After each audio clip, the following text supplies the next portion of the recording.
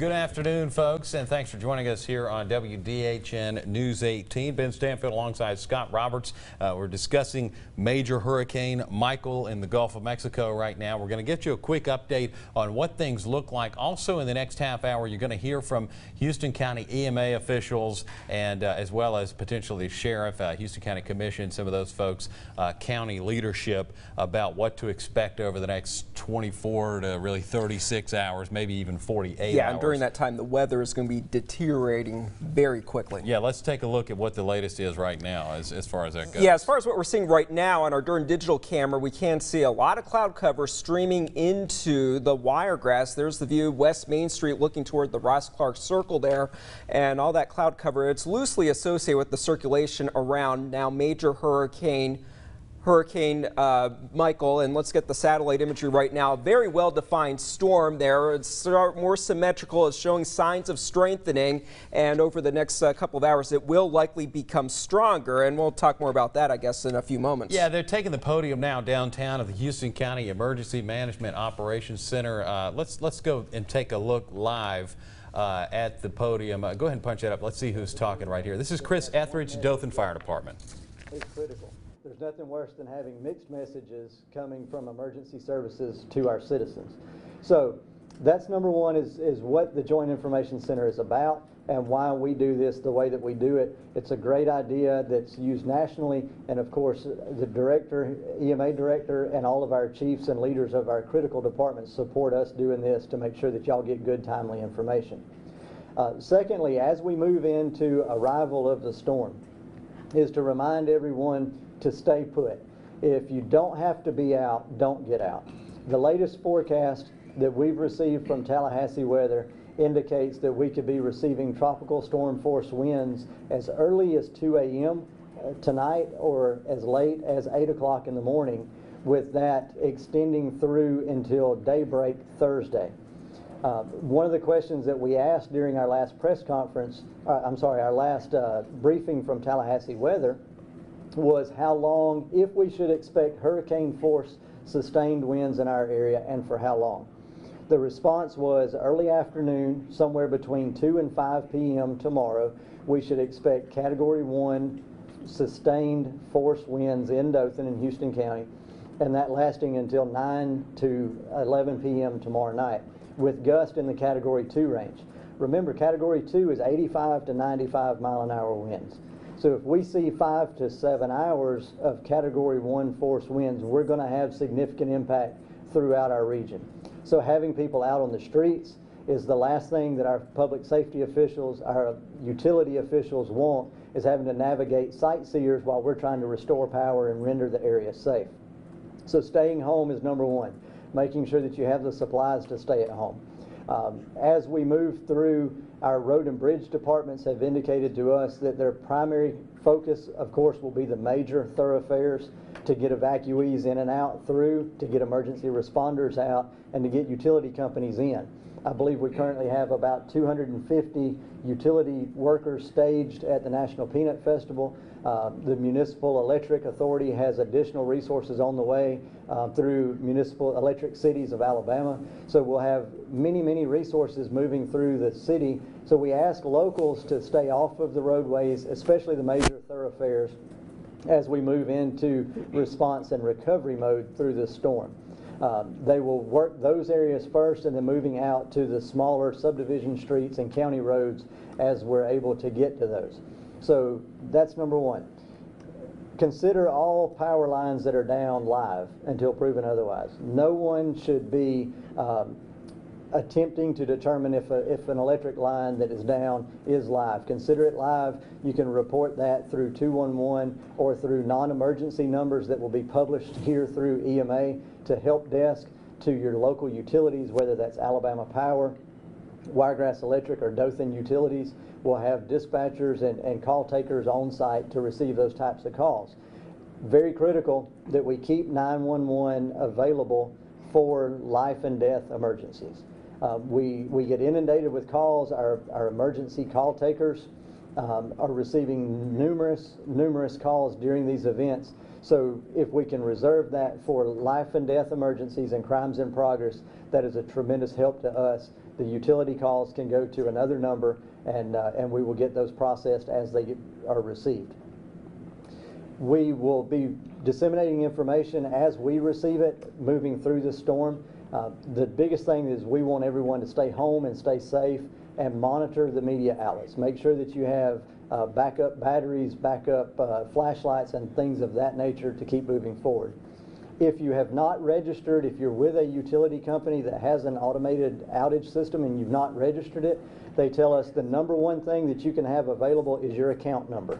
If you need to call in to Dothan Utilities to report an outage, make sure you have your account number available so that they can get you processed quickly and get that into the system so that they can get you back on. Having that available. There's no garbage pickup in Houston County on Wednesday. That will be pushed back at least one day at this point, and no garbage pickup in the city of Dothan on Thursday. So everyone should make sure that your cans are secured tomorrow. There will be no additional pickups as we move into at least Friday, it looks like at this point. So reduce flying debris around your home. Make sure that you're staying safe. At this point, I'm going to ask our fire chief to come forward if he has any comments that he would like to share, and then we'll move through each of the department heads, and then we'll open it up for questions if anyone has any. Thank you, Chief Etheridge. I appreciate it. And thanks, everybody, for being here, as Chris so eloquently put it. You know, we don't like these kind of storms. All right, so we're transitioning here to Dothan Fire Chief Larry Williams, who's at the podium now. And, of course, obviously the mode of advice so far, stay home, stay safe, get your batteries ready, and that sort of stuff. Let's listen in to Chief Williams now. Coming into the Panama City, somewhere in that area as of right now. And so we're preparing for a Category 3 hurricane. Does that make sense what I'm saying? So that's important for everybody to understand from a public safety standpoint, especially that that everybody gets that. One of the things that we also want everybody to understand is there's going to be a lot of damage with a Category 3 hurricane. We know there will be extensive power outages. We know there will be lots of trees down. We know that there will be flooded, there's a chance for flooded roadways, and we do not want people driving and getting out and getting amongst all this stuff. So you heard some of the safety stuff from Chief Etheridge that he mentioned. That is vital that everybody takes that to heart. This is a good time to stay indoors, stay in and stay aware of what's going on. So that's one of the things we all are going to be saying, that same message. You know, we have over 40 calls a day in the city of Dothan in our fire department, and those range from structure fires to medical calls. Them will continue. Plus, we also see an increase in some of the medical calls with people running out of oxygen.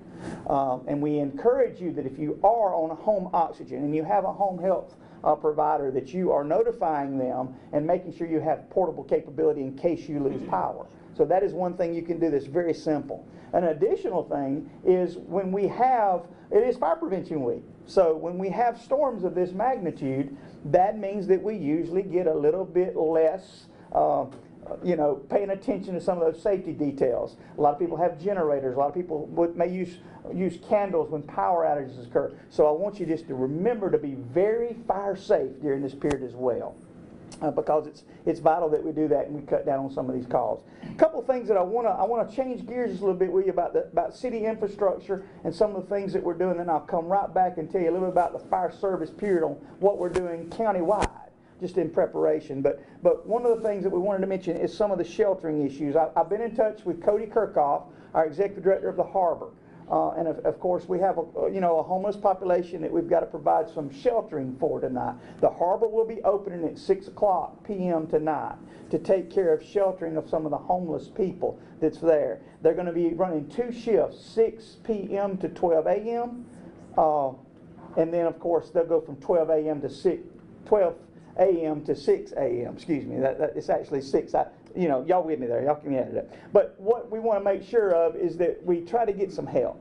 The volunteers there are needed, and we would love to get some help to do that. So if you're a church or a Sunday school that would like to help, or you're just an individual, here's the number to contact the Harbor at 790-4031. And that's, of course, from 6 p.m. to 6 a.m. 12 a.m. and then 12 a.m. to 6 a.m. So it gets a little confusing when you're talking it that way. So that's one of the things that we want to make sure of. Another thing is of course, VOAD, the group here that does volunteer organizations to assist in disasters called VOAD, which is a lot of faith-based stuff. And one of the pastors there that's in charge of that this year is Gary Griffin. He's doing an amazing job for the EMA. And he wanted us to just mention that the other evacuees that are coming in from the local areas out of town, they need to report to Cornerstone Church. So if we can put that out at 2685 John D. Odom Road. And what they're doing is they're using that sort of as a sort of like a mission critical command center where they're bringing everybody in there and determine from there where to go out to the individual shelters they've got open. So that's important that I think we can get out. And their number is 983-1848. So I got that business out of the way. Now we can talk fire stuff. Basically, the fire departments here in Dothan and Houston County have been working for the last 2 days, preparing, making sure that all the apparatus and all the personnel are ready to go. So that is something that that's preparing for that worst. So everybody's doing a real good job. We got all our shift people set up to come in at specific times to cover the time period that we feel like will be the most critical. This is going to be a long event. So people just be patient. Please, citizens, be patient. One of the things that always happens when we have extensive power outages is everybody wants to call in and, of course, get their power restored as quick as possible. That is a great thing. But you heard Chief Etheridge make the comment that when you call in, have your account number ready when you do the City of Dothan Utilities. But it may take a while. It may take a couple of days to get power restored. So just bear with us as we try to get that done as a city entity to make sure that happens. But with that said, I'll just step aside and I guess Chief Parish. Okay, as we switch now, this is Dothan Police Chief Steve Parish taking the podium. We're going to come back and follow. We're taking notes. We're going to follow up on some of the things they're saying momentarily. Here's Chief Parish. To me, is eerily reminiscent of Opal in 1995. Those of you who went through that here, it's my understanding that this one is even more powerful than that. So some of the things that we saw back then, the sheriff and I, are some of the things that we're going to be on the lookout for here. Of course, not only responding to calls for service in an emergency situation, we're going to be really policing the streets of the city of Dothan and the Houston County over the next several days. Working in cooperation with the sheriff's office, I'm sure we'll probably have in the neighborhood of 100 patrol cars on the road at any one given time, particularly toward the end of this event as we start looking around and patrolling the businesses that may be without power. Of course, the storm's impact and the damage that it causes will be the guide that we use to schedule our manpower from the city of Dothan's side anyway. And we want to convince and make sure that the public knows that it's going to be safe. We're going to keep the city safe. We have protocols in place to staff law enforcement officers throughout the city until the end of the event. So there's been a question or two about a curfew. So I'll just go ahead briefly and touch on that. A curfew would be declared if that need arised. Of course, the amount of damage that we have and the length of time that we would be without power would dictate as to whether or not we had a curfew and the duration of that curfew. At this time, there is not a curfew in place. Again, that will be looked at and will be disseminated as Chief Etheridge indicated. Other than that, I have no further comments. Sure. Well, as Chief Williams and Chief Parish said, I think they pretty well summed everything. Donald Valenza taking the podium now as you talk about the law enforcement aspect of this stuff, and we'll just continue to introduce you to each person as they take the podium. Now, here's Sheriff Valenza. City and county. And as Chief Parish said, where trouble arises, that's where we'll be. So if you don't have to be on the streets, please don't get out. You know, you'll be informed of everything that's going on, but we will control certain areas that may cause severe damage, and you won't get in those areas. So if you will, cooperate with us. You have questions, let us know. Thank you. Director Judy.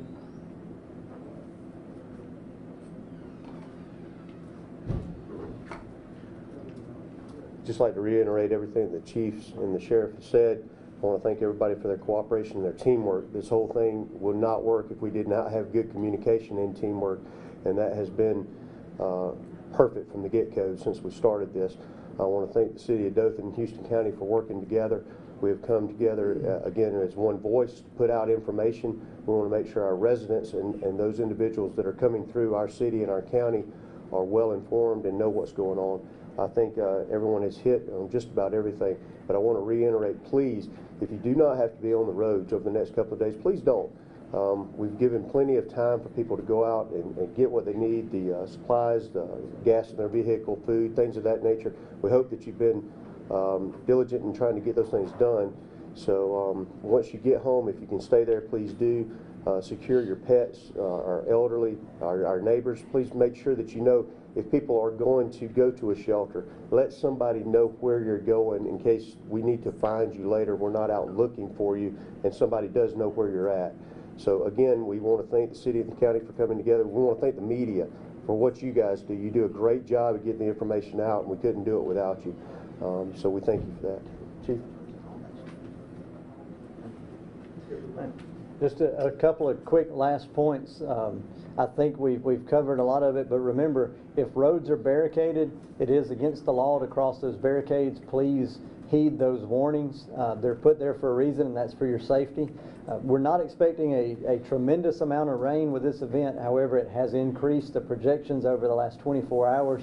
So if there's standing water on roadways, do not cross that.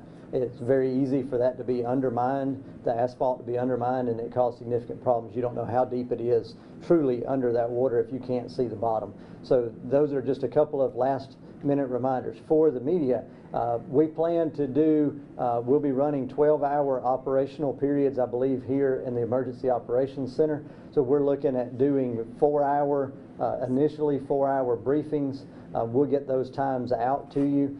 Maybe just a little off schedule with this one being at 4:30, so we'll get those times out. I think it is important to know that, as the director said, we've worked tremendously together. All of the players, whether that's police, fire, sheriff, volunteer fire, volunteer EMS, all coordinated through one agency here at Dothan Houston County EMA to make sure that we're all on the same plan. You see, we've got our mayor and county commission chairman that are here supporting us. The governor issued a state of emergency, and of course the county and the city followed suit today by issuing states of emergency for both Houston County and the city of Dothan. So we have everything in place. We've got the playbook drawn up. We're ready to go. We're just waiting on Michael to get here. As all of the chiefs and the sheriff have said, this is going to be an extended event. It's not a thunderstorm that's going to roll through and we're going to be over it tomorrow. We're expecting significant impact that we ask our citizens, please continue to monitor all of these media outlets that you know what's going on. Follow, if you're on Twitter, Dothan, at Dothan Houston County EMA, at Dothan Fire News, or on Facebook, Dothan Houston County EMA. We'll get you the latest information. We're trying to communicate all through social media through that one voice. So there'll be a lot of retweeting and sharing and those things for our social media folks. And then lastly, on social media, it is not a place to report emergencies and to request assistance. If you need life and death assistance or crimes in progress, 911, otherwise dial 211 or any other published help numbers. Those social media accounts are not monitored 24/7. So we don't want anybody reporting that they need assistance through those areas. So if you can help us get that message out. Anybody have any questions at this point? Yes, ma'am. Can you talk about the the shelters in place? So Cornerstone, is that for people who are coming into town, and then the harbor is for people who are already here? Correct. The Cornerstone is basically the central receiving point.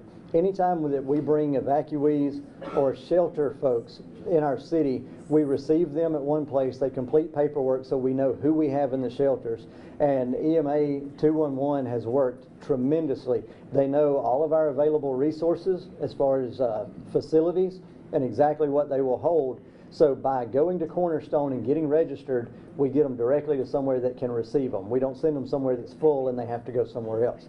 The harbor is opening for our local homeless population. that needs assistance. We typically know those folks, and they know the harbor, and they have a good working relationship. So that's for our locals. For anyone else throughout the county that needs assistance or that's passing through, can report to Cornerstone Church. That's up near Montgomery Highway on John D. Odom. I believe it's 2685 John D. Odom Road. We'll get them registered, get them taken care of, and that way we know we've got the appropriate resources when they get to where they're going. Or call 211. Right, absolutely. 211 will get them to the right spot and direct them, give them directions to Cornerstone to get registered. Yes, sir. Should a family member of one of them call and say, you know, I'm trying to find my family member, how can I do this? Should they call Cornerstone Church or what? 211, yes. 211. They're keeping a live list of everyone that's registered. As somebody else had said earlier, if you're leaving your home, whether you're going to a shelter or you're going to another relative, let someone know. We oftentimes in these types of emergencies expend a lot of resources looking for someone who is safe, and they just didn't let anybody know. Right. But if you're looking for someone that you believe is sheltered in Dothan, call 211. They're keeping a live tracking of where everyone is, and we can get them directly in touch with whoever's managing that facility.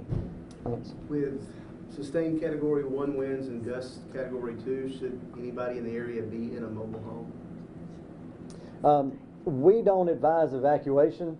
However, we have found some information that sustained winds over a minute to 5 minutes of greater than 50 miles an hour can cause damage to mobile homes, particularly the older mobile homes. So I would, you know, that's on a personal, if you feel safe type situation.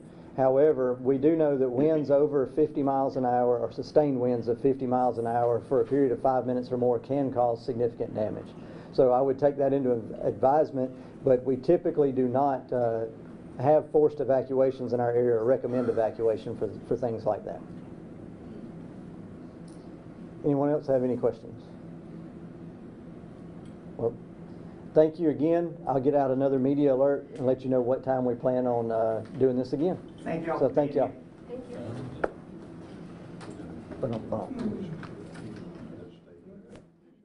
Okay, that was live from the Houston County and City of Dothan EMA office there in downtown Dothan.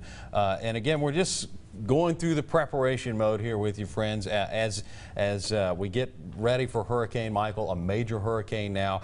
We want to kind of go back through some of our notes here. And Scott, something stuck out to you that Dothan Fire Chief Larry Williams. Yeah, he was talking about staying indoors. Obviously, you're not going to want to be outdoors when there's 75+ mph winds sustained outdoors. Very dangerous. Don't go out there. But I just want to add to what he said. Stay away from windows and doors. We talked about during tornadoes and severe weather that you need to stay away from the windows and doors, get to that more interior part of your home on the lower level to stay safe. But this is going to be sustained winds, possibly for some parts of the area, hurricane force for several hours at a time. More the reason to stay away from those windows. Yeah, certainly. You see that stop sign in the wind on all this video all the time, and it's doing this for a couple of hours, and then when it breaks, that's a 75-mile-an-hour stop sign. And there's nothing stopping it. Yeah, and so if that comes through a window, we all live near a stop sign or a mailbox or anything like that.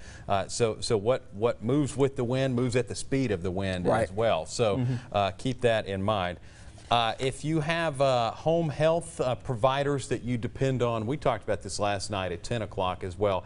If you have an oxygen tank potentially that may need to be refilled over the next couple of days, or if you have a couple of oxygen tanks, today's the day to think about that. Really, first thing in the morning, you are running out of time on the, and that's the same for any other of the supplies that you might need, food, water, everything else like that. Supplies are going to be running low. Get gas too if you need it, because once we lose power, you're not going to be able to get that gas. Yeah, west side of town last night, I was in that area after our 10 o'clock broadcast. One gas station out of regular fuel. You could only buy premium, and that premium will run out at some point too.